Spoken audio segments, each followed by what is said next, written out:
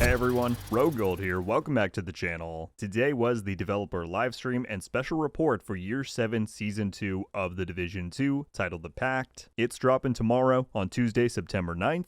And so today we were joined by Leo, who is one of our community developers, Daria, who is a former community developer but is now product manager on the title. They were here to discuss and break down everything about the new season and coming update. There was a good little funny intro here with them mentioning some of the recent stream mishaps like the fire alarm last dev stream, as well as Pora Nice losing her voice during the Gamescom presentation. But yeah, the top level details that you need to know is that the new season launches tomorrow on all platforms. I'm going to be streaming it, so if you want to tune into that, then check back in tomorrow as well. Stay tuned for all of the coverage coming this week. Additionally, the final patch notes for the season are dropping anytime now that I'm recording this, so once those are out, I will link those down in the description below in case you want to see them. But let's jump straight in because we have got a lot to cover, including some pretty good surprises. So they began with a quick recap of what happened at Gamescom a few weeks ago. If you didn't see, this included a lot of news for The Division 2, the future of the franchise. So they showed various pictures of how people like Yannick, Magnus Jansen, Julian Garrity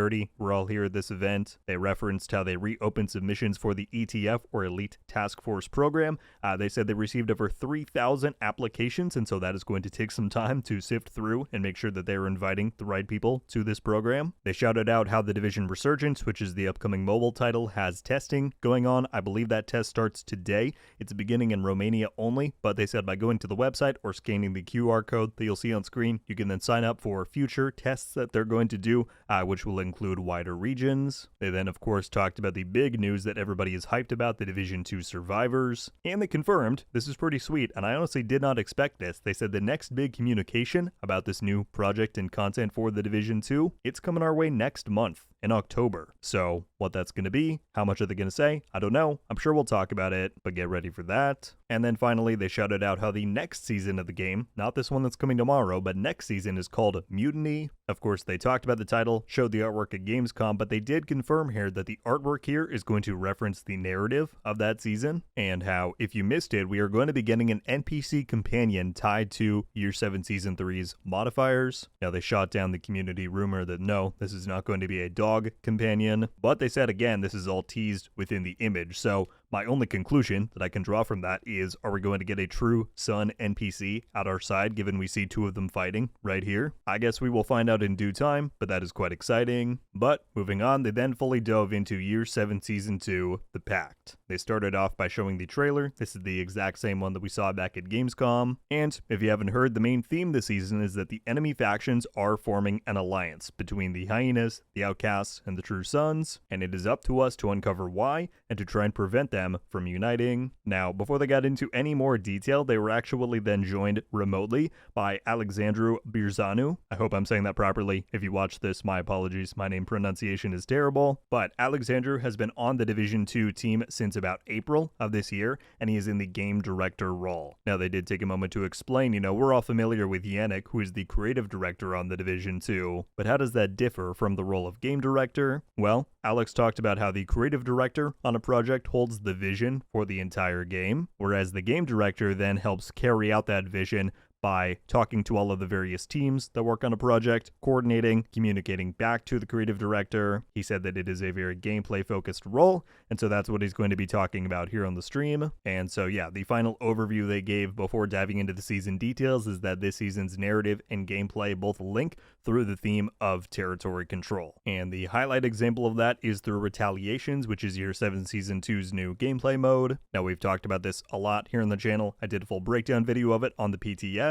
But the overview is that you fill up what is known as an agitation meter for each hostile faction. This happens by playing their content, completing missions, activities, whatever. When filled up, that faction will then retaliate. This can happen across DC, New York, and Brooklyn. And then, once you begin, you have a limited amount of time to try and retake this named zone that the hostile faction is retaliating in. During this time, one of the new unique mechanics is that kill squads can spawn in to try and hunt you down. These are all named enemies, very elite, very dangerous. And then the highlight reward for this mode are going to be exotic blueprints. Now, these are only for exotics within the general loot pool. This does not count for exclusive exotics like the Eagle Bearer and all those, but they highlighted that specific factions will award specific blueprints and materials, and even the ones that are tied to the DLC factions will be obtainable available if you don't own those within DC via currency conversion. So yeah, that's Retaliations. They then shifted over to talking about these seasonal modifiers. Now again, we've looked at these a lot in our coverage so far, but the quick overview is that you're going to gain scaling bonuses of weapon damage and rate of fire based on how many zones in the open world are contested versus friendly. These amounts do scale and work within New York and Brooklyn as well if you want to play there. They specifically shouted out their excitement for this season's active modifiers. There's going to be 5 of them, and these are essentially new abilities that are tied to each of the hostile factions. Also, they're going to have a new system tied to them, which is that you can upgrade the active modifiers this time around. You gain XP to upgrade them through just general gameplay or by completing retaliations for that specific faction. And then when you do upgrade these modifiers, you gain either stronger bonuses, sometimes you gain new effects altogether, so that should be pretty interesting. There are going to be 10 passive modifiers this time around, split between more general bonuses as well as faction-specific bonuses. So the one that was shouted out was that there's going to be like a mini turmoil effect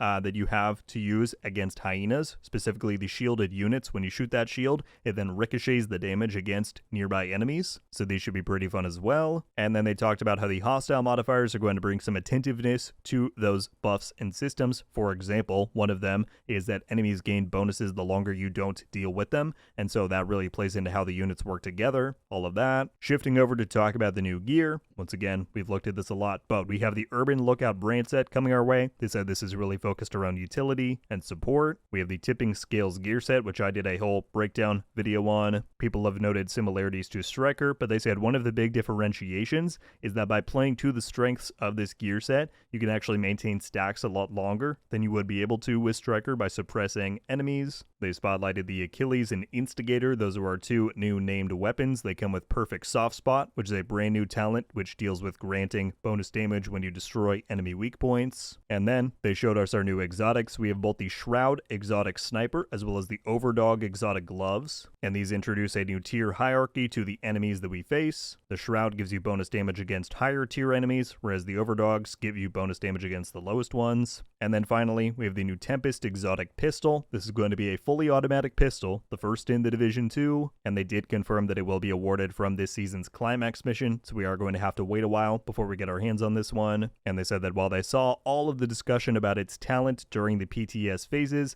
they confirmed that this talent was intended to not be the focus of the gameplay for this weapon. Instead, it's just designed as a nice bonus because the base stats of this thing are very good. Moving on, they then shifted to talk about the Climax Mission for this season, which again we won't get for several weeks after this goes live, but they confirmed that the overall season theme of the factions collaborating is going to be present here. Does that mean that we're going to get a mission where there's a mixed enemy faction composition? That would be pretty sick if you're facing like Hyena Shield enemies, True Sons, Revivers, Suicide Bombers. They didn't confirm that, let me be clear, but that would be really cool if we do see that. And narratively speaking, they said that this will see us putting a stop to the something or someone that is causing this alliance to form between the factions. They also then took a moment to highlight the recent bug that occurred with the Year 7 Season 1 Climax Mission, which, as I'm sure a lot of you know, involved the final boss becoming unkillable and just being a progression blocker overall. They explained that while they thoroughly playtest these things, the developer environment does not actually align one-to-one with the live environment of the game,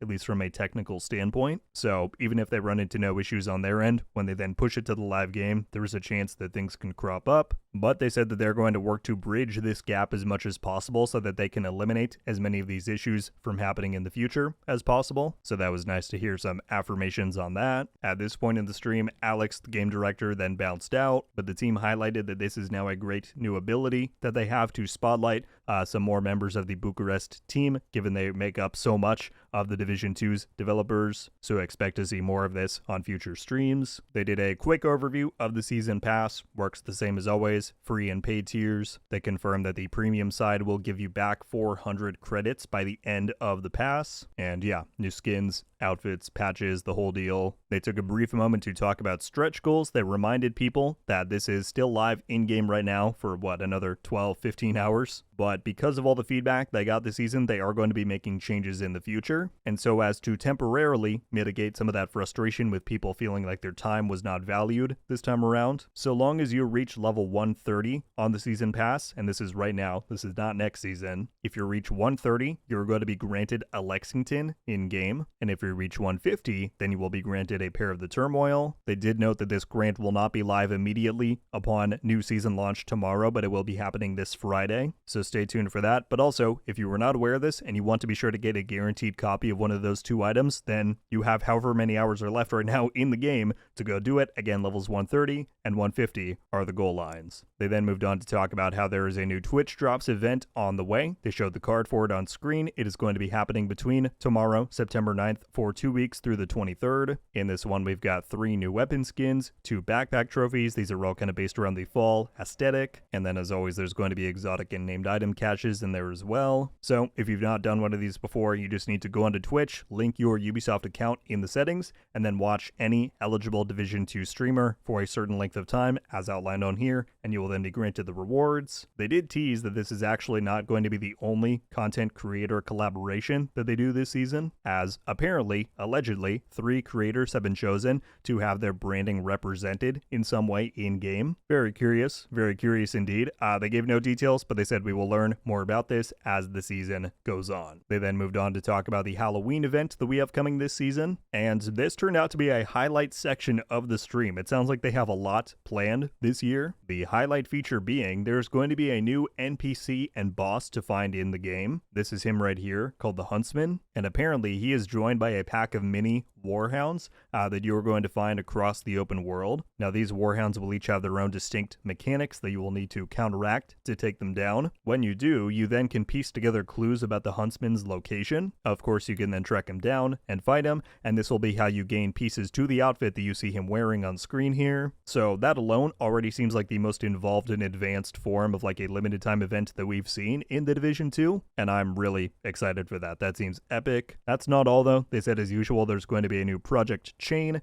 This will award a secondary outfit called Masquerade, but they didn't have a picture to show. As usual, we will also get a new named weapon. They confirmed that just like the summer event this season, more skill VFX are coming our way for the Halloween event. And they also confirmed that Halloween decorations are going to be added to some degree in the game as we know it. So this is awesome. This is pretty much everything that I've hoped they would do for limited time events for a long time in this franchise. And it sounds like we're getting all of that this year with the Halloween event. So yeah, can't wait to hear more about that. That's not all though, because they also said that they have plans for this year's Black Friday, which of course is a very significant event in the lore and narrative of the Division. They confirmed that the Veteran Rewards program is going to be spinning back up. Recall that last year, this is how we originally got the Lexington in the game, the item that everybody loves nowadays. Well, guess what? They said that a new weapon is going to be coming our way this year. It's going to have the same bronze, silver, and gold skins tied to it that will be awarded to players based on the length of time they've been playing the franchise. And so, yeah, we didn't get any details about what this weapon will be, but if it's anything like the Lexington, this is going to be very exciting. I can't wait for that. And then they also said that tied to the general Black Friday time of the season,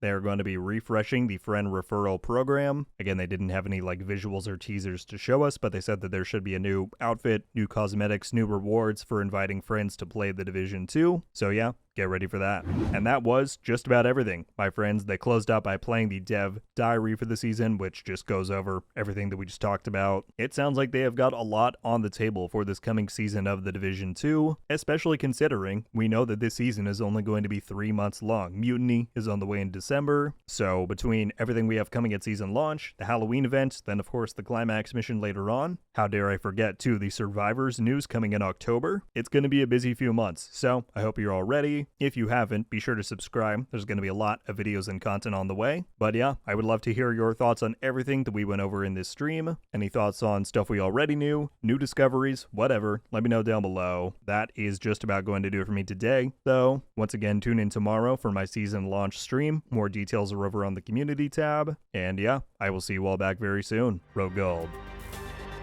out.